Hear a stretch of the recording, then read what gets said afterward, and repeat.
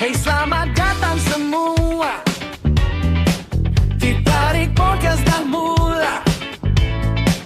Wealth Vantage bawa cerita.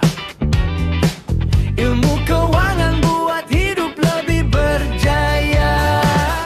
Hai korang semua. So, kembali lagi dalam Tea Tarik Podcast. So, saya Amir. So, untuk kali ni, dalam episod kali ni kan, kita tidak akan bercakap tentang ramalan ekonomi. Tapi kali ini kita akan bercakap tentang strategi survival mengenai isu geopolitik yang berlaku sekarang ni. Jadi anda semua sering dengar harga barang naik, nilai ringgit turun, konflik sana sini.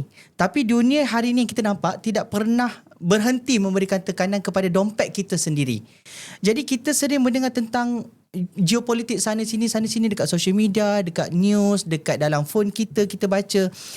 Tapi sebenarnya, adakah kita benar-benar faham bagaimana krisis global ni yang beribu batu jauh lah dari kita boleh memakan simpanan kita kat Malaysia ni? Itu topik yang kita nak cakapkan pada hari ini. Jadi untuk membincangkan dan membahaskan topik kita pada hari ini, kita menjemput seorang perunding kewangan berlesen daripada Wealth Vantage Advisory. Beliau sangat dikenali di social media, di mana-mana lah you all boleh nampak muka dia. Macam saya personally kenal lah dia. Okay, jadi tak lain tak bukan kita nak kenalkan Eza Ezami. So Eza, thank you sebab datang Tea Tarik Podcast. Okay, saya nak ucapkan terima kasih kepada semua kita punya viewer dan juga kepada Amir dan juga kepada Wealth Vantage kerana sudi menjemput saya. Terima kasih. So, Eza, tadi kan saya dah buka opening kemarin lagi kan, gah-gah cakap pasal geopolitik kan. So, macam saya cakap kat Eza lah, that's the main topic yang kita nak bercakap pada hari ni mengenai isu-isu geopolitik yang berlaku perang sana sini, harga minyak, harga barang, and everything semua terkesan. Jadi, sebelum kita nak orang kata apa mengorek lebih dalam lagi sebab daripada Eza ni, kita nak tanya dulu Eza adalah seorang perunding kewangan berlesen sekarang ni, betul? Okey. Sebelum Eza menjadi perunding kewangan, siapa Eza sebenarnya? Okay. So nak tahu salah silah dululah kan sebelum kita mula kita punya majlis. Okay, terima kasih atas soalan tu dan terima kasih juga kepada introduction tadi tu. So memang geopolitik ni something yang current punya event lah. Tapi sebelum tu macam soalan tadi nak tahu siapa saya. Okay, saya dulu memang tak terlibat langsung dalam dunia kewangan, pelaburan apa semua tu. Saya bermula sebagai seorang IT. Maknanya orang IT ni dulu masa tahun 2003 saya graduate kan. Kemudian baru saya develop saya punya skill, saya buat coding, saya buat software, hardware, saya jadi buat dalam service, customer support apa semua. So memang saya punya passion at that time memang IT. So bila saya mula terjebak dalam dunia investment ni adalah pada tahun 2016. Kalau you all pernah dengar majalah Labo, so majalah Labo is one of the blog atau website untuk mendedahkan especially kita punya rakyat bumi cerah, especially golongan B40 untuk tahu lebih lanjut tentang investment, tentang in a way financial planning lah juga. Kan? So daripada 2016 tu barulah saya mendalami ilmu financial planning apa semua. Leading up to tahun 2022 saya ambil saya punya IFP atau kita panggil sebagai Islamic Financial Planner punya course. So 2022 saya tak stop setakat tu saja. Sebab normally bila kita buat sharing, bila kita buat perkongsian di media sosial ke TV ke majalah ke apa semua, dia basically dia akan tanya apa you punya credential. So takkanlah saya nak kata saya punya blogger punya credential, takkanlah saya nak kata IT punya background kan. Macam pelik kan. So that's why saya take up my IFP 2022. Kemudian baru saya license by SC tahun 2025 dan juga license by Bank Negara tahun 2025. So macam nampak kita punya progression path kat situ lah. So maknanya in a way saya tak stop sekadar berkongsi, tapi kemudian saya build saya punya credential dan juga saya ambil saya punya license. Tu saya punya perjalanan daripada saya mula bekerja sampailah saya being a license punya financial planner. Jadi Eza ni bermula dari sebagai seorang IT ya? Betul. Orang kata career path tu jauh ya daripada IT sekarang ni. Eza bermula suka financial daripada investment kan? 2016. Well, I mean that's a big jump lah juga sebenarnya kan dalam kerjaya Eza kan.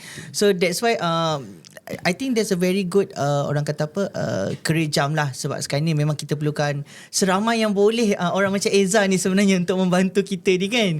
Jadi Eza, macam saya cakap tadi, kita invite Eza ni sebab kita nak tahulah dari segi kepakaran Eza as Purnia Kewangan Malaysia, sebab saya sure that Eza dah banyak pengalaman lalui orang kata apa macam-macam PL rakyat Malaysia, dah jumpa klien pun dah ada juga kan, and then dah jumpa macam-macam orang kan.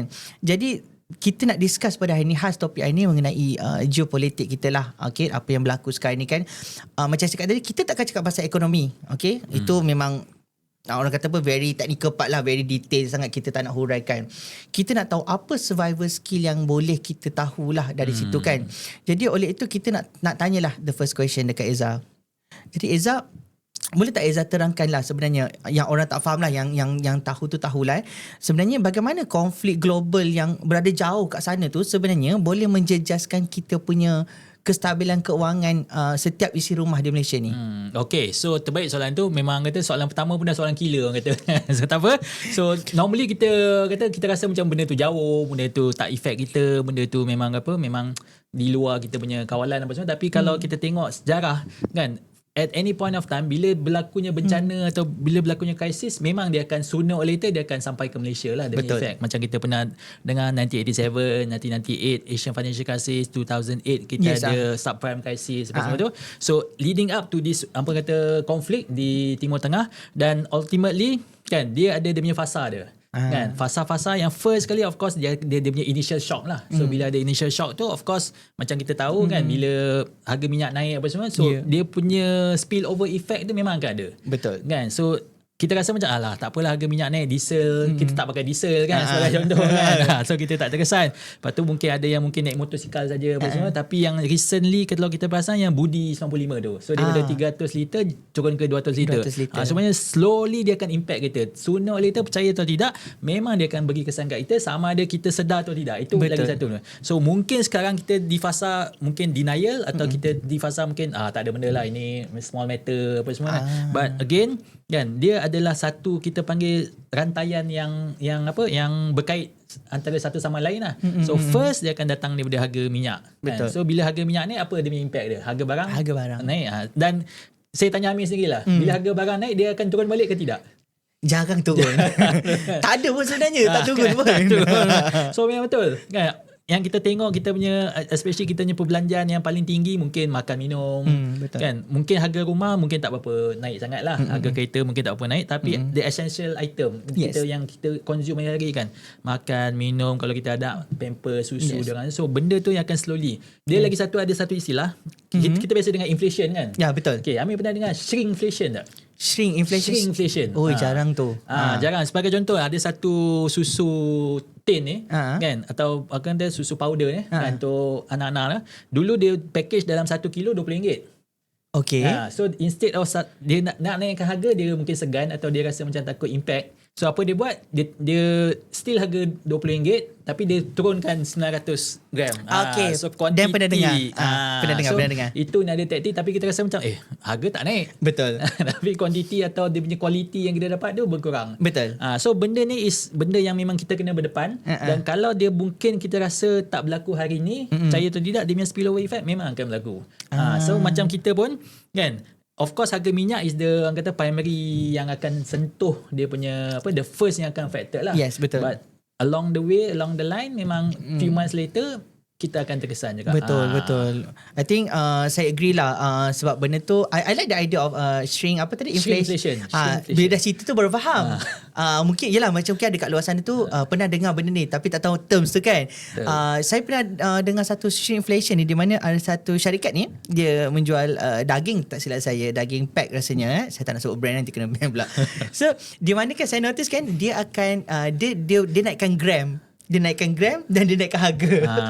Okay. So itu dia panggil shrinkflation lah. Betul. Okay. So kena dalam tak sedar kita tak perasan benda tu sebenarnya kan. I think I agree lah dengan shrinkflation tu sebenarnya. And then denial, kita sedar ke tak benda tu kan. That's a good one the first one killer pun, jawapan pun dah killer takut saya dengar. Okay, so Eza, kita nak terus move ke next soalan tadi tu dah terjawab dah nampak dah dia punya perjalanan dia. Okay, so Eza, soalan kedua. Bagaimana sebenarnya krisis geopolitik ni dia mampu menghakis nilai ringgit dan kuasa beli rakyat secara senyap? Okay, so dia berkait juga dengan soalan pertama tadi lah, iaitu first of course kita ada inflasi lah. Inflasi, yang yes, kita betul. memang kalau ikut data daripada government mungkin around 2 to 3%. Tapi itu data official lah daripada Department of Statistics. But then again, itu yang kita official punya figure. Tapi tanya dia Amir sendiri kan, harga barang sekeliling you naik ke tidak? Atau kalau dia naik, adakah dia hanya berkadar 2% atau 3%? Naik lah. Kita tanya diri sendiri Betul, kan. betul. So again, kan, official statistic is official, tapi again bila kita rasa bila kita membeli di pasar raya ke, atau kita pergi makan kat luar ke kan, macam kita pergi lunch ke, slowly kita akan naik. Mungkin dia naik 50 sen dulu, naik RM1 dulu kan, dia tak nak bagi terus naik RM5 kan. Betul. So at the end of the day, bila kita kira balik kita punya, kata kalau macam saya rekod tau setiap perbelanjaan saya. Okay. Daily saya akan rekod up to the cent punya figure kan. Okay. So memang saya perasan aku rutin yang sama. Kan, tak ada beza makan kedai sama, buat lifestyle yang sama, pergi tempat sama, shopping tempat sama, tapi kita slowly rasa macam makin ternaik sikit. Betul. So dia bukan macam kita tahu medical inflation, education inflation, dia naik double digit. Betul. Tapi ni dia slowly naik mungkin 1%, 2%, 3%, but over a period of time dia akan naik banyak juga. Bila dia kumpul-kumpul tu dia naik banyak sebenarnya. So that's why kita rasa macam yang terhakis tu adalah disebabkan inflasi, dan terhakis tu disebabkan walaupun kita spend sama, pada the quantity atau quality yang kita terima tu dia berkurang compare dengan previously punya tu. So that's why memang kalau nak tanya saya, memang kita kena do something about it lah. Kan, rather than kita tunggu in the future, atau kita tunggu benda tu betul-betul impact kita as a baru nak ambil financial, tindakan. baru nak ambil tindakan. Time tu memang No point tak lah. Betul. Arti sebenarnya soalan seterusnya saya nak tanya tu dia dah terjawab dah sebenarnya. Okay, tak apa. Sebab soalan saya kat sini saya tulis kat sini dia tulis nak bagi tahu kan. Sebab saya tanya kat sini, soalan kat sini sejauh mana faktor ni memberi kesan, sebenarnya adakah faktor dalaman which is kita sendiri, cara kita spend, ataupun faktor luar yang perang. So Encik Ezra dah jawab lah sebenarnya. Diri kita. Sebenarnya diri kita, atas diri kita sebenarnya. Mungkin kita sedar ke tak sedar benda tu naik sebenarnya kan. Macam dulu saya, yelah, sebenarnya kita sedar. Kita tengok contoh yang paling ketara lah dulu RM200 boleh penuh bakul. Betul. Sekarang ni RM200 separuh daripada bakul pun tak boleh nak penuh. Jadi benda tu kita sedar. Sama ada kita nak ambil tindakan macam mana ke, kita is atas kita sendiri sebenarnya. Correct. So kita tak boleh nak blame sangat, perang kat dunia, harga minyak naik, atau harga telur pun naik sebenarnya. Sebenarnya benda tu tak ada perang pun sebenarnya inflation ada. Cuma kita notice ketat je. Sebab ada benda yang di luar kawalan memang kita tak boleh buat apa lah kan. Macam inflasi, macam harga minyak, macam harga barang naik. Tapi apa yang kita boleh kawal within our means, macam kita punya spending. Kan, spending pun sometimes kita spend on luxury punya item, tapi kalau kita rasa macam mampu ke tidak ni kan, atau kita terpaksa berhutang, yang currently kita ada BNPL, buy now pay later tu lagi dahsyat lah kan. So kita tak nak terjebak dengan hutang yang bukan-bukan. So ended up kita rasa macam kita terbeban dengan situasi semasa, itu semasa. In the future lagilah, in the long run lagilah kita akan rasa terbeban. Betul. Ada benda yang kita boleh kawal, kita cuba nak kawal sebaik mungkin. Dia benda tu sebenarnya sedikit sebanyak efek kita punya, orang kata lifestyle kita lah sebenarnya kan. Benda tu sebab kalau saya tengok recently news pun dekat banyak yang tengah viral sekarang ni, I think dekat track saya is actually ada satu student ni punya buy now pay later dia tu, yang dia student. Student 1,700 tu. Tapi dia punya monthly dia 3,000, 1,700, 2,700. Saya macam ini nak salahkan perang juga ke kan? So macam tak boleh lah, sebab itu dah memang kata spend di luar kita punya kemampuan. Betul. Itu dah cerita lain lah kan. Itu jadi bukanlah salah geopolitik sebenarnya. Sebenarnya dia berperang dengan diri dia sebenarnya. Sebenarnya dia tak disiplin dari segi kewangan, dan dia ada that facility kan. So dia abuse that facility lah. Macam saya dulu, saya jujur lah cakap kan, masa saya awal-awal kerja dulu, gaji saya baru RM2,500, tapi saya being given a credit card, dan time tu kita buat loan, buat apa semua datang dengan credit card. So saya max out saya punya kad kredit. So maknanya kita tak boleh nak salahkan kad kredit, atau kita tak boleh nak salahkan bank, tapi salahkan diri sendiri kerana buat hutang tu yang benda bukan-bukan lah. Betul. So again is basic punya financial knowledge, financial literacy, yang kan apa hutang yang sepatutnya hutang baik, hutang jahat, kan hutang yang tak sepatutnya buat. So kita kena faham clear on that part lah. Barulah kata kita nak salahkan kerajaan ke, nak salahkan ekonomi, nak salahkan dunia semasa. Kita salah, tengok cermin dulu. Nak letakkan kesalahan dekat kerajaan tu is paling last sebenarnya. Kita tengok diri kita dulu sebenarnya. I think saya agree dengan Ezra cakap tadi kan. Sebenarnya yelah, especially on the credit card tu kan, dia sebenarnya benda tu kat tangan kita. Kita yang control credit card tu. Bukan credit card tu control kita kan. Betul tak? Jadi macam saya sendiri nampak, because I also use a credit card kan. Macam last time saya tak nampak benda tu kan. Sampailah saya kerja dengan Wealth Vantage Advisory kan. So saya nampak flow dia macam mana. Oh macam ni rupanya hutang jahat dengan hutang baik. Sebab tu yang macam Ezra cakap tadi, saya setuju. Sebenarnya bila kita cakap ni hutang baik, hutang jahat, ada je juga orang tak faham hutang baik tu apa, hutang jahat tu apa. Bagi dia orang hutang tu jahat. Semua jahat. Hutangnya baiknya bagi dia orang penuh poket. Tapi tak, sebenarnya ada hutang baik, ada hutang jahat kan. Tapi kalau kita nak huraikan tu, orang kata apa, makan masa lah kot kan. tak habis slot kita hari ni kan. Jadi saya setujulah, sebenarnya hutang ni ada yang baik, ada yang jahat. Jadi kita macam mana kita asingkan benda tu. Jadi korang kat luar sana kan, kalau nak tahulah hutang baik, hutang jahat macam mana, boleh lah. Macam tu. Macam tu kan. Okay, so Ezra, kita dah cakap dah pasal tentang orang kata apa, apa yang berlaku dunia sekarang kan. So sekarang ni keduanya kita nak masuk ke fasa yang kedua. Soalan yang kedua, di mana soalan kedua pula, fasa yang kedua lah, di mana kita nak tanya tentang impact realiti rakyat dan juga impact perang ni lah. Jadi saya punya next soalan kita, okay, apabila harga barang melonjak naik akibat rantaian bekalan dunia yang terganggu lah. Tadi Ezra cakap kan, bekalan terganggu, nak hantar apa order ni semua pakai kapal dan everything semua kan.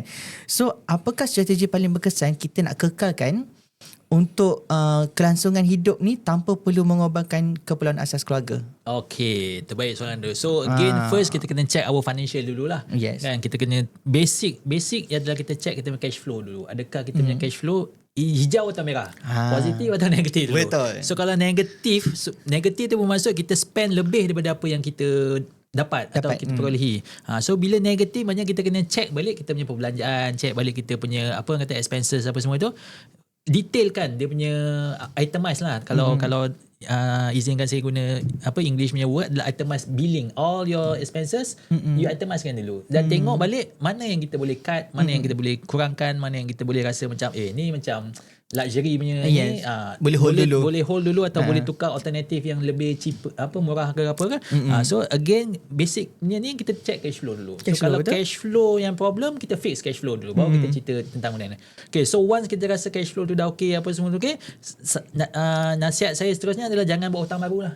Kan, especially zaman sekarang ni kan, bila zaman AI, zaman automation ni, even yang saya buat research lately ni, baru-baru ni, kita punya kadar, kita punya apa, orang yang diberhentikan kerja atau kena retrenchment atau kena BSS ke MSS ke whatever adalah kan. So maknanya dia on the rise atau dia memang apa, something yang kita rasa macam kalau dulu kita rasa kita selamat kan? Dulu kita rasa macam tak ada benda should happen to us. Tapi dengan adanya AI yang ada automation semua, slowly kita punya kerja ni akan di take up oleh the AI, the tools, the technology kan. So siapa yang tak keep up to date, siapa yang tak keep apa the recent changes apa semua, memang akan ketinggalan. Betul. So that's why again, jangan buat hutang baru sebab kita tak boleh nak rasa kita selesa. Betul. Kan? So kalau kita rasa macam confident, kalau kita rasa macam okay, aku dah semua cash flow dah cantik, aku punya future job prospect semua cantik, barulah kita boleh consider nak take up hutang baru lah. Sebab again, kan, bila berlakunya krisis, adalah peluang sebenarnya. Kan jarang orang twist this part. Dia rasa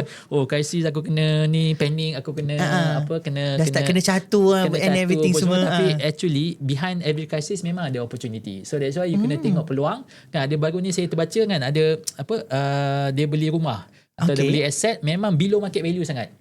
So kalau kita ada cash, orang kata cash is king kita rebutlah peluang tu kan. So maknanya kita buy something at a very undervalue atau below market value. So by the time market dah okay balik, kita boleh start jual balik that asset kan. Sama juga macam any commodity ke any apa, even saham pun macam saya memang terlibat sangat dalam dalam saham. Ada saham-saham yang sekarang tengah struggle, saham-saham yang tengah below market price apa semua. So kita pick up lah all the saham kan. Sebab ni kan, once market recover, once ekonomi dah okay balik, harga dia akan naik dan kita boleh realize kerja yang profit kat situ. Betul. Saya agree lah yang Ezra cakap tadi kan, sebenarnya kita kena opportunity, peluang untuk politik pula di sebalik musibah yang berlaku ni. Saya agree on that part sebab ramai orang sangkakan especially when it comes to saham kan, kita sentuh sikit tapi tak ada detail. Bila berlakunya orang kata apa global macam ni, perang global macam ni kan, saham banyak drop. Orang takut. dan orang panik dan orang jual balik. Yes. So yang tu yang kita as a financial planner kan, kita lah awak lah kan. Kita selalu kita nasihatkan, betul tak, dekat klien kan, bertenang dulu, relax dulu kan. So yang tu saya agree lah dengan Eza sebenarnya, jangan panik dulu, relax dulu. I like the idea of ambil peluang di atas musibah yang berlaku ni sebenarnya. I think that's a very good tip sebenarnya kan. Beli rumah semua tengah jatuh drop semua kan. Jatuh, kita rebut lah peluang time ni kan. Tapi dengan syarat kita kena tengok balik cash flow dulu cash lah. flow cantik ke tak. Nanti kan kata Eza kata kan ambil peluang, padahal cash flow tak cantik. Betul. Cash flow tak cantik, lepas tu sibuk lah nak buat hutang baru kan. Kata sebab Betul, Eza kata makan Maggi setiap hari. Tak boleh lah. So kena tengok betul. I think basic konsep financial planning nombor satu adalah cash flow sebenarnya. Betul tak? Tak kisahlah global berlaku apa sana sini perang, kita tengok cash flow kita dulu macam mana. Kita tengok hutang kita kat mana dulu. Macam Eza cakap kata hijau ke merah kan. So nak buat hutang baru pun kita tengok juga hijau ke merah. Jangan kau dah merah tambah lagi merah. Bagi hutang kan. I think sebenarnya yang ni pun dah menjawab soalan soalan saya seterusnya. So saya nak tanya dekat Eza sebenarnya, macam mana kita nak create banting keuangan supaya kita boleh facing this konflik global ni. Dia actually dia bukan rahsia sangatlah. Cara kita nak ubah diri kita dari segi kewangan ni ada dua cara je. First adalah kita kurangkan belanja. Dan second adalah kita tingkatkan dia pendapatan. Dua cara ni you boleh solve any issue. So first you tanya diri you sendiri kan, dah buat checklist, dah buat you punya itemize punya expenses every month apa semua tu. So tengok mana yang boleh kurang. Betul. Percayalah cakap saya, you akan sampai satu tahap dah tak boleh kurang lagi lah. Maknanya kita dah rasa macam dah ikat perut lah, dah semua dah struggle apa semua. So next your option is obviously tingkatkan pendapatan lah. So nak tak nak kena hustle, kena buat side income, kena generate your second punya revenue stream apa semua. So memang nak tak nak kena usaha lah, dan benda tu mestilah datang dengan usaha. Janganlah harap tiba-tiba dapat duit turun daripada langit macam sekarang tengah hujan. So tak boleh lah. So maknanya kita kena faham kan apa benda yang kita boleh buat, especially guna kita punya skill set, guna kita punya expertise semua, generate dia sebagai income, dan make sure you again cash flow, perbaiki punya cash flow. So at the end of the day, dia bila ada cash flow lebih ni, dan you jangan jangan tergoda lah dengan benda-benda yang bukan-bukan. Itulah bila tengok credit score cantik je hijau kan, rasa nak buat hutang dah kan. So maknanya again kena kawal nafsu, kena tahu kehendak dengan keperluan apa semua tu. Sebab at the end of the day is dua cara je you boleh fix you punya current situation. Either you kurangkan belanja atau you tingkatkan pendapatan. Tu je yang you boleh buat. Betul. I think godaan tu memang ada. Betul tak? Saya agree lah dengan Eza juga sebenarnya, sebab yang tu yang nampak mudah sebenarnya kan. Advice Eza ni nampak mudah. Tapi yelah, ada orang kat luar sana masih lagi bergelut jugalah nak buat benda tu. Kurangkan apa orang kata tadi? Kurangkan belanja, tingkatkan pendapatan. Itu yang masih paling basic. Paling basic yang orang masih tak boleh buat juga. Kalau mungkin Eza lah, ni out of the context lah, nak tanya sikit. Kenapa biasanya benda ni boleh berlaku? Dia tak ada soalan. Saya saja nak tahu. Benda simple dengan kurangkan belanja, tingkatkan pendapatan kan. Kenapa masih lagi orang tahu benda ni? Kenapa masih lagi ada berlaku? Ini saya susah nak jawab sebenarnya. Kan? But kalau tanya saya based on saya punya pengalaman lah. Saya pernah ada pengalaman, saya ada RM10 je dalam dompet. Saya punya house tengah house installment tengah due, saya punya kereta punya installment pun tengah due. So apa saya buat, memang saya kata first saya muhasabah balik lah kan. Kenapa kita sampai distrok lah kan. Kenapa kita boleh sampai situation ini? Adalah of course kita buat certain mistake lah in our life kan. Normally orang kata kalau kita tak buat mistake, kita takkan belajar from our mistake kan. Betul. So that's why pengalaman adalah our first ada cikgu yang bagus, dan mistake pun adalah seorang cikgu yang bagus supaya kita boleh turn around kita punya kehidupan. So apa saya buat, saya muhasabah kan, saya dekatkan diri balik dengan Tuhan, saya lepak masjid selalu apa semua, dan at the end of the day baru saya jumpa jalan saya ada.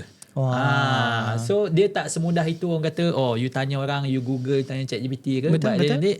How you evolve to become a better person lah. Sebab saya punya prinsip adalah jadilah seorang yang lebih baik hari ni daripada yang berbanding dengan semalam. So that's why you constantly improve yourself, you constantly read up kan, you baca, you jumpa orang, you belajar, dan jangan takut untuk buat mistake lah. Sebab mistake ni memang orang kata there's no turning back lah kan. Kita nak menyesal banyak mana tak boleh kan. So kita learn from mistake kan. Jangan ulang benda yang sama, dan at the end of the day you try to make the best of yourself lah. Kan? Sebab kita diletakkan di muka bumi ni pun tak lama kan. So kita keep pinjaman je semua ni.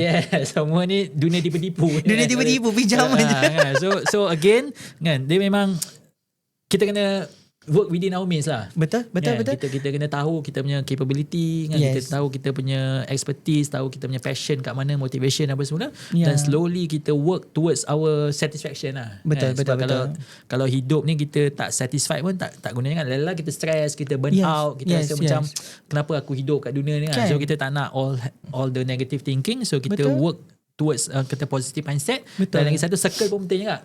Yes. Kan, Yes, circle sangat penting. Sebab Penting. dulu kan, one of the step yang saya buat adalah saya buang all my negative circle yang kata buang duit, buang masa, buang Jadi beli energy barang-barang semua mewah tu. semua kan. So kita move into the financial circle, orang yang ada duit, orang yang jutawan, orang ni. So slowly kita akan evolve into a better person. And So adapt to circle dia punya situation dia circle orang. pun sangat penting Betul. dalam kita punya kehidupan. Yeah, I think that's a very good advice sebenarnya, Eza. Sebab saya agree juga dengan Eza juga sekali lagi. Sebab kenapa saya cakap circle tu penting kan. Macam zaman dulu ni sebelum orang kata apa, peronia kewangan ni ada. Okay. Yelah kita bergantung kepada cikgu kita adalah pengalaman kita sendiri adalah cikgu kita, betul tak? Kalau kita ni, tapi untungnya rakyat Malaysia sekarang ni kan sebenarnya kita ada peronia kewangan, betul tak? Yang tu yang bukan saya nak promote peronia kewangan Malaysia sebenarnya, tapi apa yang saya cakap adalah mungkin diorang tak faham betul-betul function peronia kewangan. The function is actually mungkin benda yang orang kata blind spot yang kita tak nampak. Okay.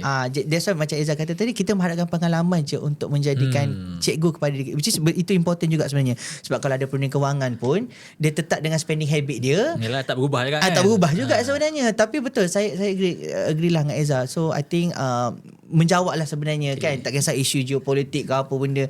Kalau kita tak learn the mistake, kita sendiri tak grow, kita tak salah pilih circle, benda tu pun akan affected lah kita punya. Dia saya menjawab, thank you sebab menjawab soalan saya tadi. Boleh saya add on satu benda ke tak? Boleh. Walaupun Interesting saya seorang financial planner, saya still engage another financial planner Oh, to manage my interesting. financial. Nampak tak? Dia seolah macam seorang tukang gunting lah, barber kan. Dia mesti panggil orang lain untuk gunting rambut dia. Takkan dia, walaupun dia expert, walaupun dia ni, dia still need Dia tak somebody nampak yang yang belakang. view, yang perspektif berbeza untuk give the best punya service lah kan. So, Betul. sama tak? Seorang financial planner pun sometimes dia Perlukan financial planner perlukan juga. financial planner. Sebab dia orang lain punya perspektif akan berbeza dengan kita punya perspektif. Betul-betul agree. Janganlah sombong kat luar sana tak nak mengaku perlukan bantuan kan. Betul. So thank you Izzah. Memang menjawab lah soalan saya kan. Yelah, walaupun basic kurangkan spending, lebihkan pendapatan, nampak basic, nanti menjawab lah. Sebenarnya kita kena muhasabah diri and everything semua juga. Kalau tak ada tu semua, tak guna juga orang duk advice kan, end up kan tak nak ikut pun nanti. Kan dekat depan financial planner katakan, saya buat kat belakang dia spend senyap tak bagi tahu kan. Ada kan macam tu kan? Ada, biasa. Saya tahu. Kadang-kadang saya ternampak juga kan. Dia kata kat kita, income mana lagi ada? Tak ada dah ni. Kat belakang ada lagi. Dia belanja. Tapi tak nak bagi tahu kita. So I think yalah, end of the day, you sendiri control diri you sebenarnya. Tak ada siapa orang lain surrounding yang boleh control you. Selain daripada circle lah kan. Okay Eza, good man. Okay, so tak payahlah tanya soalan seterusnya, dah jawab dah pun sebenarnya kan. So Eza, sekarang kita move kepada kita break the cycle lah kan. Kita tahu pasal benda ni tentang geopolitik apa yang berlaku. Sebenarnya tak ada pun impacted sangat. Bukan tak ada kata tak ada impacted. Benda tu impact kita. Cuma macam Eza kata tadi, soon or later. Betul tak? Cuma kita kena buat benteng tadi tu kan. Yang Eza kata benteng tadi adalah di mana start tengok balik itemize apa you kata? Tengok kita punya expenses every month dan take note mana yang boleh kurang atau mana boleh remove totally kan. It sounds simple sebenarnya, tapi saya nak share sikit lah juga sebab saya personally podcast saya lepas pun saya cerita benda yang sama. Sebab saya personally, saya pun buat macam tu sebenarnya. Dalam iPad saya memang saya tulis expenses belanja, duit masuk berapa, macam tu kan. Duit masuk dulu kena tulis sebab ni kan, kalau duit masuk saya nak bayar kan, duit tak masuk. So daripada duit masuk, saya tulis dulu hutang dulu yang wajib bayar. Contoh kereta, rumah, bil telefon. Kalau yang tak bayar memang akan stop lah servicesnya kan. Saya nak pergi kerja macam mana. So bukan saya cakap nak kedekut ke apa. So saya sebelahkan duit saya. So memang berbulan-bulan lah, tiap-tiap bulan saya buatkan, memang benda tu saya nampak kat mana bocor dia. So kat situ saya stop. Saya dah 12 tahun buat dah. Ya ke? 12 tahun? Saya baru 2 tahun buat. InsyaAllah ada lagi 10 tahun nak buat.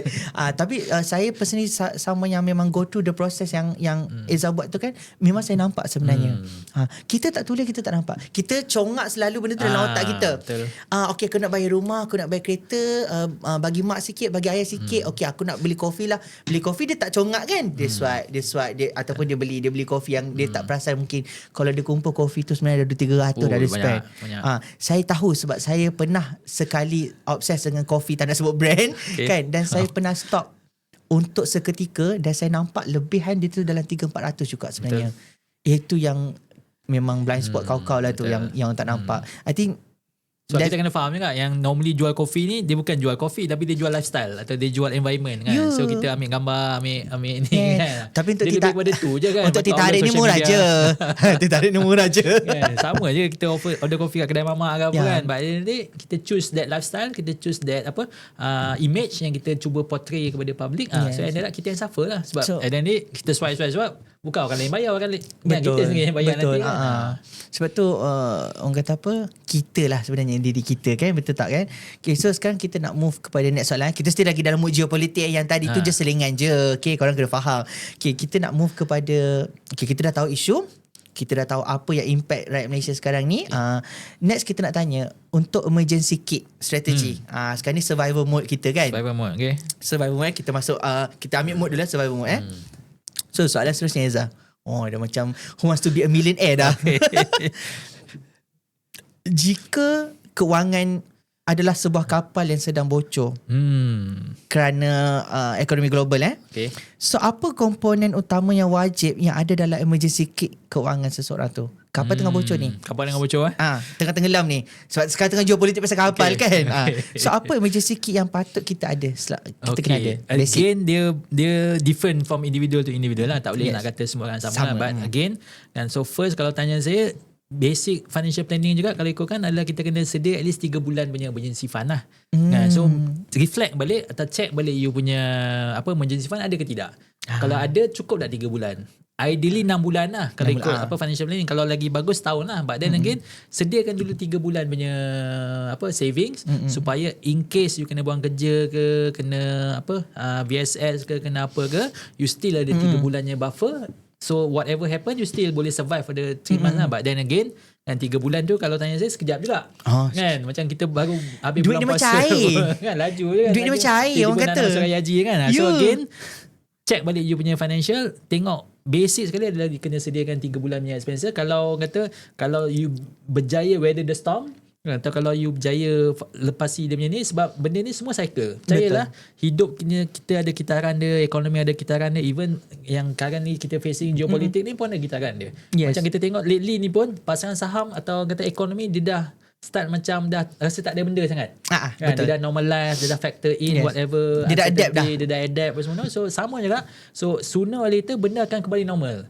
So cuma sama ada kita cukup reserve tank untuk survive fasa sekarang ni atau tidak, tu kena semak balik lah kan. Betul. Again, nak start dengan 3 bulan punya emergency savings, emergency fund, dan kemudian baru kita semak balik kita punya cash flow tadi. Kalau kita mana kita boleh cut, kita cut. Kalau tak boleh cut, nak tak nak memang kena buat side income ke, tingkatkan pendapatan. Dan finally adalah kita kena invest. Kita kena ada duit atau kena standby angka cash untuk invest. Sebab macam saya mention awal tadi, memang akan ada peluang yang datang depan mata, dan kalau kita tak grab peluang tu, memang dia akan berlalu begitu sajalah. So spot for opportunities. Tengok mana kalau ada peluang yang tiba-tiba muncul depan mata kita, dan guna whatever opportunity untuk grab the opportunity, dan kita reap the rewards in the immediate future lah kan. Bila tu tak tahu, Allah-Allah. But kalau tanya saya, mungkin dia makan bulan, mungkin makan tahun, tapi memang akan ada opportunity yang too good to be missed out kan. Beza too good to be true. Too good to be true ni normally macam scam macam itu cerita lain kan. But some opportunity ni memang akan ada di depan mata. So sama ada kita nak grab the opportunity atau tidak, atau kita pass the opportunity, tu bola mana masing-masing lah. Betul. Itu yang saya boleh rumuskan untuk macam mana kita nak survive fasa kata kapal nak tenggelam ke tak tenggelam kan. Betul. So I think I agree lah dengan orang kata benda pertama yang perlu adalah, saya boleh rumuskan daripada Eza punya statement tadi adalah is actually you punya savings, emergency fund dulu kena ada sebenarnya. Kan janganlah sibuk emergency pun tak ke mana, sibuk nak buat investment juga kan. Ada juga orang macam tu kan. So, itu yang berlakunya orang kata dah kena scam pula yang tu, sebab dia nak yang pulangan yang cepat pula tu kan. So dah keadaan terdesak, jadi nak dapat duit yang orang kata duit yang fast money. Kan. So itu yang ramai pula kena scam pula tu. Jadi kat situ nak nasihatlah ke anda semua kat luar sana, memang scammer ni tengah aktif sekarang ni sebenarnya. sebenarnya. Diorang pun orang kata pun dalam keadaan geopolitik ni, scammer pun pandai ambil kesempatan. Time-time ni lah pelaburan macam-macam yang tak masuk akal keluar dekat social media lah. Even yang pakai nama company kita, pakai gambar Eza pun ada. Oh, banyak. Ya. Nanti saya share dekat bawah gambar screenshot siapa menggunakan gambar Eza. Jadi nanti kita bagi tahu last sesi nanti kita bagi tahu Eza punya yang official punya social media. Boleh. Sebab ramai kat luar sana terkeliru dengan Eza. Kita boleh dapat friend request siapa-siapa kan. Eza apa male LGBT katanya. Tak patut korang ni agak-agak lah, carilah nama yang sedap sikit kan. Jadi yang tu kita touch nanti. Okay, so I think apa yang kita bercakapkan, ada people kat luar sana to advantage and everything semualah. So kita kena prepare from our side lah. Okay, so jangan jadikan orang kata perang ni as a reason untuk kita cepat panik, cepat nak melaburkan sana sini. Look at ourselves dululah. Actually benda ni, situasi geopolitik ni mengingatkan saya kepada back in 2020 masa COVID. Okay, betul tak? Kan? Okay, Sebenarnya proses dia sama je. Betul tak? Cuma yang beza because of COVID, because of ramai yang meninggal masa tu kan, because of the virus kan. But the geopolitik tak affected begitu. Tapi kan kalau tengok kalau kita boleh survive masa COVID, kenapa sekarang pula kita tak boleh nak survive-nya? Betul. Sebab kalau kita faham, memang ada cycle dia. Nak tak nak, memang dia ada cycle dia dan memang ada apa kata pencetus dia. So macam krisis, again 87, krisis 98, krisis 2008, krisis 2020, krisis. So sekarang mungkin 2026 another krisis kan. But krisis macam mana pun dia akan kembali kepada situasi normal balik kan. So nak tak nak memang kita kena faham bahawa krisis ni tak kisahlah dalam apa bentuk kan, dalam tahun yang mana pun, sebab dia memang akan kembali normal. So once dia kembali normal, kita boleh kata dulu apa berlaku, kita boleh reflect balik apa yang berlaku sebelum ni, apa tindakan yang betul, apa yang tak sewajarnya kita buat. So it's just a matter of kita jangan panik. First memang saya sangat sokong jangan panik. Sebab benda ni is part of life. So nak tak nak memang kita kena kata setuju yang benda ni di luar kawalan kita, dan ultimately apa yang kita boleh kawal, kita kawal.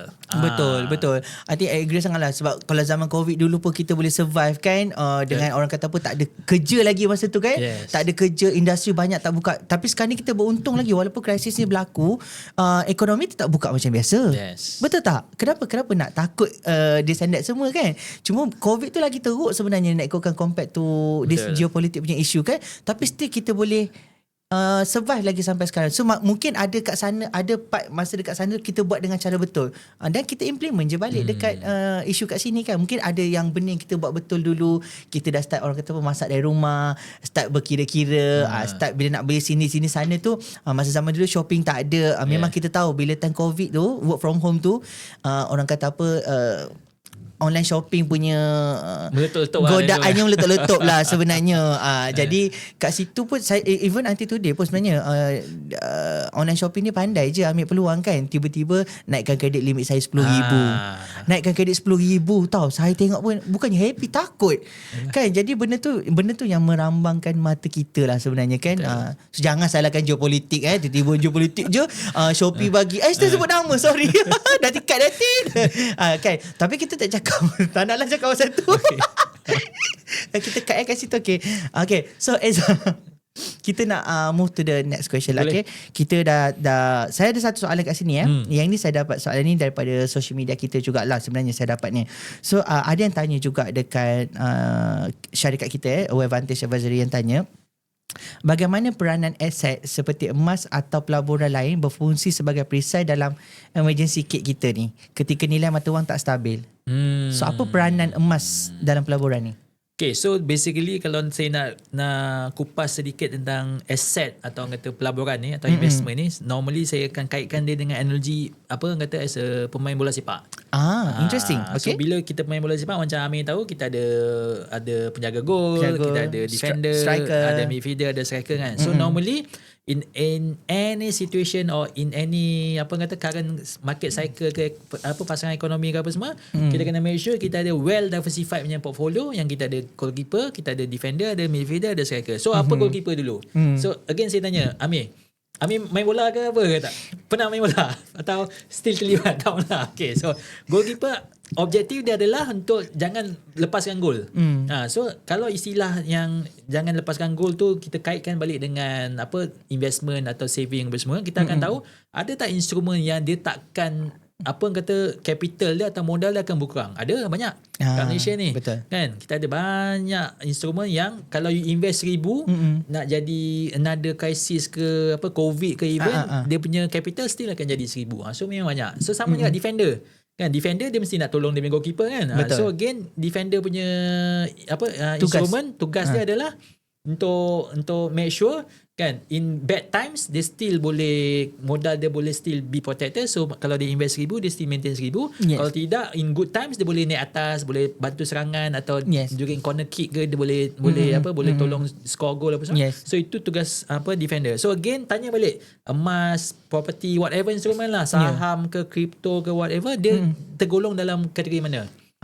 So jadikan dia analogi bola sepak ni as a you punya team dan make sure you have a good enough player atau instrumen yang bersesuaian dengan each position yang kita ada dalam bola sepak tadi tu. So dia memang akan ada apa orang kata bila you ada a diversify punya team, so mana you boleh face against anything that comes your way kan. Betul. Team yang suka attacking ke, team yang suka defensive ke, team yang memang kata memang kuat ke apa semua. So again dia balik kepada that cycle tadi tu. So tak kisahlah another market apa crisis ke, world war ke, bukan kita nak minta kan, tapi kita rasa macam benda tu possible nak berlaku kan.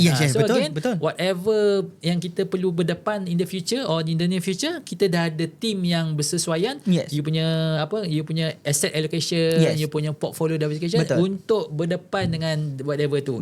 So again kalau tanya saya emas, normally emas akan kaitkan dengan kalis inflasi, betul tak? Kita panggil dia as a safe haven apa semua. Tapi kalau kita tengok lately ni emas pun tak adalah safe haven kan.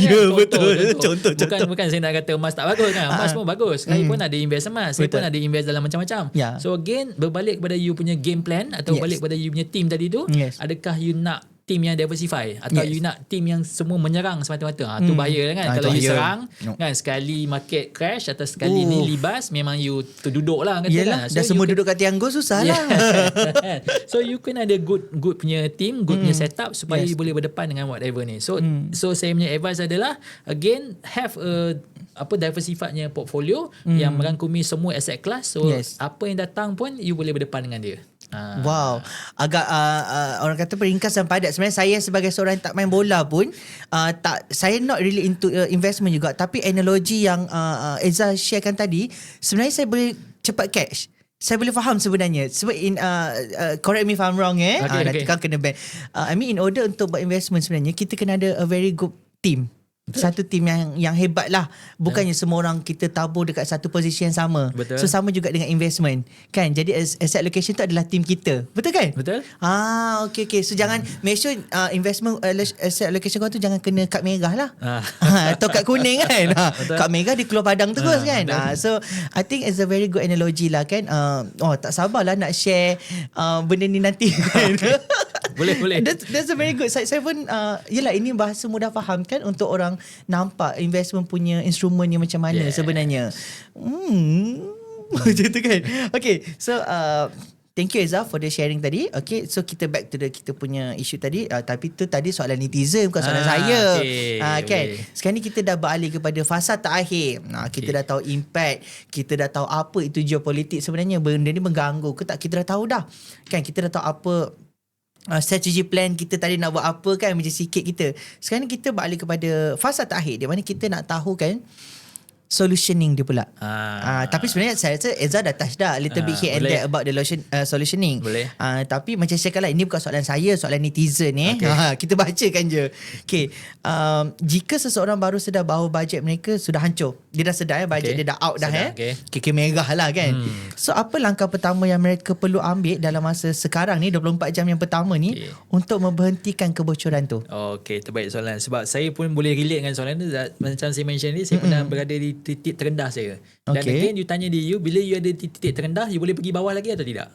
Jawapan tidak lah. Betul. Kan? So maknanya you dah rock bottom, you dah rasa macam hidup ni macam apa kata susah apa semua. So the only way to go is up. Yes. So bila nak go up tu, you kena sedar bahawa benda ni happen for a reason. Kan? Dia bukan suddenly tiba-tiba kita muflis ke suddenly kita ni sebab dia memang makan tahun ni tuan-tuan dan puan kan. Yes. So nak tahu kita punya ni adalah apa yang kita buat hari ni, dia punya efek dia mungkin ada 5 tahun. Yes. Sama juga whatever happen kat kita hari ni, dia punya sebab atau musibab dia sebab dan musabab dia adalah benda yang kita buat 5 tahun yang lalu. So reflect balik kan, apa yang kita buat dulu yang tak berjaya atau yang tak betul, yang sehingga menyebabkan kita terduduk atau terjatuh pada hari ni. So first you kena identify the mistake atau identify the source lah. So once you dah identify the sumber, dia punya punca masalah dia, work towards solving the problem lah. Ini mungkin lebih technical sebab setiap benda kita memang beza. Betul. So saya punya advice adalah tengok balik you punya financial, kan, again build up you punya, first rasa kena build up you punya confidence juga, kan, to make sure yang benda ni it won't last for long lah kan. Sebab once kita put everything into action, kita work towards solving the problem, insyaAllah kita punya position pun akan ni. But then again, kan, saya punya advice adalah you bercakap dengan seseorang dululah. Kan, seorang yang lebih berpengalaman, seorang yang dah makan garam sebelum ni kan. Atau yang mungkin pernah duduk macam saya pun, yang pernah even saya pernah rugi beratus ribu dalam saya punya business. Benda tu memang part of life lah. Tapi adakah kita nak blame kata the past, blame whoever? Memang tak boleh kan, sebab benda tu dah berlaku. So apa yang kita boleh buat, apa yang saya sendiri buat adalah tengok balik kan, kat mana silap kita kan, dan jangan finger pointing, jangan kata ni silap tu lah, ini silap ni lah, silap apa semua. But at the end of the day kan, tengok balik where you are now and what you can do to improve. So jumpa orang atau tanya orang yang dah lalui fasa-fasa tu kan, yang boleh kongsi benda similar situation yang you tengah hadapi sekarang ni, dan seek for advice. Jangan malu untuk tanya kan, sebab kalau you tak bertanya, kalau you tak open up, so ended up takut you stress, you lebih depression ke, the word burn out apa semua. Sebab percayalah, benda ni rasanya ramai lagi orang yang lalui fasa yang sama atau benda yang sama. Cuma diorang tak duduk diam, diorang tak blame others. Dia rasa macam it's about time to change. Kan? Sebab bila you dah rasa benda tu macam terbeban sangat, and you memang kena change. Betul. Kan? So bila you change tu, is change for the better lah. Jangan change for the for the worst. Kan? So tu tak boleh lah kan. Tak boleh lah. So again, tengok balik mana you mistake, mana punca dia apa semua, dan seek for advice lah saya punya ni. Dan again, ultimately dia balik pada dua yang tadi tu. Kan? First, you kurangkan you punya belanja. Second adalah you tingkatkan pendapatan. So kalau you boleh fix you punya cash flow tu, percayalah you akan jumpa jalan keluar dia secepatnya mungkin. So tadi kata 24 jam kan. So 24 jam again, kena list down lah. Betul. Kan, apa yang you punya mistake, apa yang you punya biggest hutang, yang mana kena bayar dulu kan, dan yang mana kena settle kemudian apa semua tu kan, dan seek for help lah. Betul. Kan? Betul. Seek for help. Dan seek for help ni jangan seek for help kata tanpa melulu kan. Sebenarnya kita kena qualify juga orang tu layak ke nak bagi advice, orang tu berlesen ke contoh, nak bagi financial advice. So kena tengok juga benda tu. So once sudah identify dan you kena open up lah. Jangan sidung-sidung, jangan kata aku okay ni, aku macam tak ada benda kan. Sebab at the end of the day, the more you tak be transparent, atau the more you tak berkongsi, so ended up you akan dapat different punya advice, atau yang lagi teruk, advice yang salah. Sebab you tak open up, dia tak transparent. So kita tak nak benda tu lagi. Sebab first admit your mistake, kan, seek for advice, dan ultimately follow lah kan. Sebab dia pun dah mungkin dah lalui benda ni benda sama, benda tak ada benda kan. Kan? Macam saya rugi few hundred thousand, orang lain mungkin dah rugi few hundred million kan, betul, contoh, lebih kan? lagi. So apalah sangat kita punya musibah atau punya masalah compare dengan orang lain yang memang lagi teruk dia punya ujian kan. Sebab ended up is how we react to the situation kan, kata, then we dwell on the situation. Itu yang saya boleh kongsikan lah. Wow, I think agak short and simple and sweet sebenarnya, memang direct to the point sebenarnya. Benda tu memang berlaku di kalangan kita sebenarnya. Always seek for help. Kita jangan duduk sendiri kan. I think me myself also, I can consider melalui situasi pernah juga kan. Macam saya cakap lah, kalau saya rasa saya baru hilang 1,200, Eza beratus ribu, orang lain pula bermilion, berjuta kan. Tapi in the end of the day, kita kena sedar. Saya suka ayat di mana Eza keep highlightkan, kita kena sedar sebenarnya benda tu. Kalau kita tak sedar, itu yang keep berlaku, dan kita akan blame orang kata apa, takdir lah, dah memang takdir saya macam ni, nak buat macam mana kan. Jadi benda macam tu kita kena wake up lah. It's a wake up call untuk kita semua kat luar sana. Kalau nak orang kata apa, advice 24 jam yang kita patut buat sekarang ni adalah di mana kita susunkan dulu kita punya cash flow kita. Correct. Kan, insyaAllah orang kata apa, kalau susun tu dia tak ada dah terus jadi kaya. Kena faham. Okay, perancangan kewangan ni bukan buat you all terus kaya. Perancangan kewangan sebenarnya dia bagi kita nampak dulu. Kan, that's why in the end of the day dah nampak duit ke mana pergi, kat mana habis, then seek for help. Don't ask the wrong people lah. Jangan tanya orang yang salah. Sebab yang tu kadang-kadang paling salahnya adalah, saya tak cakap tanya ChatGPT atau penjemanan ni tak bagus kan. Untuk tengok-tengok je boleh. Tapi kalau kita really mengikut jemanan AI ni, kena faham tak, jemanan AI ni tak faham kita. Dia bukannya manusia yang faham kita, apa yang kita lalui sebenarnya. Mungkin cara kita prompt dalam jemanan pun salah sebenarnya kan. So advice dia pun salah lah. Advice dia jadi salah sebenarnya. Tapi kalau kita human to human ni, at least manusia yang makan garam, Ezra kata tadi kan, dia dah lalui situasi tu. Jemanan tak pernah mengalami kerugian juta-juta kan. Tapi orang yang experience tu dah mengalami, dia boleh tolong kita sama-sama bangkit. I think saya agree lah dengan Ezra. Cari manusia jangan cari robot kan. Okay, speaking of cari kan, so kita nak orang kata apa, nak share kat sana, di luar sana. Kalau anda di luar sana yang ingin mencari bantuan kan, orang kata apa, nak dengar dulu, nak sit down dengan financial planner kita kan, so kita nak open slot untuk anda di luar sana untuk buat free discovery session untuk anda di luar sana. Jadi kita nak offer kat anda semua yang tengah tengok this podcast channel. Okay, kalau anda nak rasa macam mengalami situasi yang Ezra cakap tadi kan, mungkin baru nak rasa situasi tu baru nak berlaku ataupun dah berlaku ke, jangan simpan, come to us. We try our best to help you guys lah. Okay, so kalau nak jumpa Ezra pun boleh sebenarnya. So Ezra, mungkin Ezra boleh share kan social media Ezra, macam mana diorang boleh nak contact Ezra? Official punya ya. Official punya. Okay, so sebenarnya saya bergi aktif dalam Facebook je kan. Sebab Facebook ni dia kata orang tua punya kan. Sebab saya pun dah tua. Saya admit saya dah 40-an. So saya banyak aktif dalam Facebook. Tapi saya juga account dalam LinkedIn, X, dengan lagi satu IG, tapi itu tak berapa aktif lah. Tapi kalau nak follow saya, follow Facebook saya Ezra Izami dekat FB. Tu memang saya banyak sharing tentang financial, tentang investment dan juga tentang business dan juga asam garam kehidupan lah kan. Tapi jangan tanya saya tentang nak pasang dua ke apa. Saya tak ada pengalaman. Jangan. Kan. Tanya tentang investment financial boleh, insyaAllah saya boleh bantu. Tapi kalau ada nak tanya pasang dua, adakah melibatkan keuangan juga ke? Boleh. Itu PM tepi lah kan. PM tepi ya korang. Oi, kata no. Okay, I think kena make sure that cari Facebook Ezra yang official sebab sekarang ni kita pun dapat news jugalah banyak fake account yang dibuat atas nama Advantage Advisory dan juga atas nama Ezra Izami sendiri kan. Individu-individu ni menggunakan nama-nama Ezra dan juga gambar kan. Dia copy sebiji gambar, kan. Posting semua. Tapi yang satu kekurangan dia orang ni, diorang tak ada follower lagi. Yelah. Diorang tak ada posting. Kosong lagi postingnya pun. Jadi kat luar sana, cuba tengok dulu aktif tak. So that's why kita minta Ezra pun aktif lah ya. Sampaikan ni. Doakan. Ya, insyaAllah. Macam Ezra kata tadi, Ezra kata orang tua pakai Facebook tak. Ezra bukan tua. Ezra lebih makan garam. Ezra makan garam dulu daripada kita. Kan, jadi I think that's a very good instrument untuk menggunakan, which is Facebook lah sebenarnya. Sebab Facebook memang ramai yang kena scam pun kat Facebook. Betul tak? So thank you so much Ezra. Before kita end kita punya session kan, Ezra dah share jugalah apa tadi rules 24 hours yang nak kena buat sekarang kan. So maybe Ezra boleh satu last advice untuk rakyat Malaysia kat luar sana yang concern about diorang punya concern about the geopolitics that happen now. So apa nasihat Ezra untuk diorang?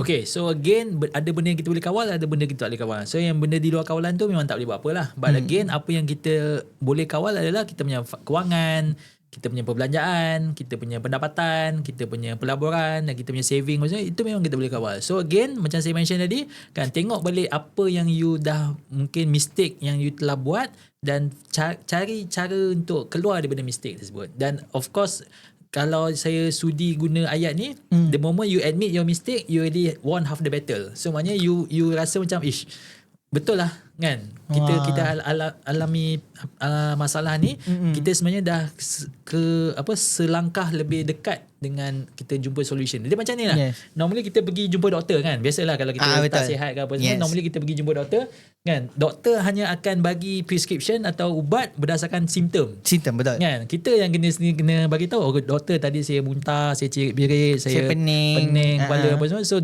batuk sesama apa semua. So doktor akan advise according to you punya simptom. Yes. Dia tak tanya betul tak tidak kan. Sebab kita yang Betul. mengaku kan.